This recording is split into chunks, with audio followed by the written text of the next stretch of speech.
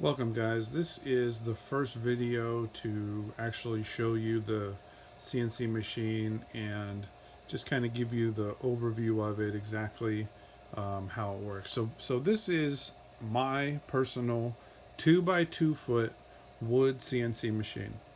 It is not a high dollar unit, but it works on all the same principles of the much larger units that we have in the classroom. Now, the way this is set up, and it's exactly the same like I said with the ones in the class, is this is our table here. This is where we attach parts. This is our spindle, which is the motor that turns the cutter. And you can see here I have a smaller collet than you would see in the class, but it's the same principles. I call it with a facing bit in here. Now, the operation that you're going to see in the next video is actually project number 1. It is where we are taking the wood and we're cutting a new face on it. Facing operations are very, very common. We do them all the time in machining. It gives us a flat and a new face essentially to work on.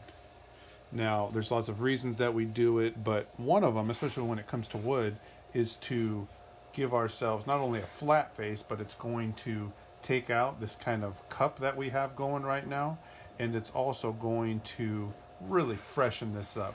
One thing that will demonstrate what a facing operation does is the before and after of this piece of wood. This is a very, very weathered piece of redwood. You're going to see this look completely different. And hopefully you can see just from the contrast of those two pictures of what exactly a facing operation does. Now, let's back up a little bit and talk about the CNC machine. So I have the table here where my part is going to be machined. This unit that goes back and forth, which I can demonstrate here, this is my y-axis. This large frame where the spindle rides is called the gantry. This is a gantry style CNC machine. And the long axis is our y-axis.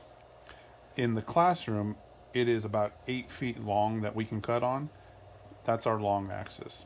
The axis that goes what we would consider left to right, if we were standing in this position here, this is our left to right, this is our x-axis. So x, y-axis, and then obviously our z-axis is our material, is our bit, our cutter going up and down into the material. So that is the same setup that we're going to have for our unit in class, but obviously our CNC machining class is much more robust, much more capable of what it can do. But this is going to give you the idea of exactly how it works. Now, with any CNC machine, and wood machine specifically, you have to set your X and your Y. So for our purposes, this corner is going to be our 0, 0. Right? And if I were touching the material, this would be Z0 as well. If this were my coordinate system, the Y0 would be here, the X0 would be here. So that means this part is completely in quadrant number 1, which means all of my coordinates are going to be positive, both X and Y. And that is the reason generally that we like to put the 0, 0, or our origin point. We like to align it here when we're writing our program.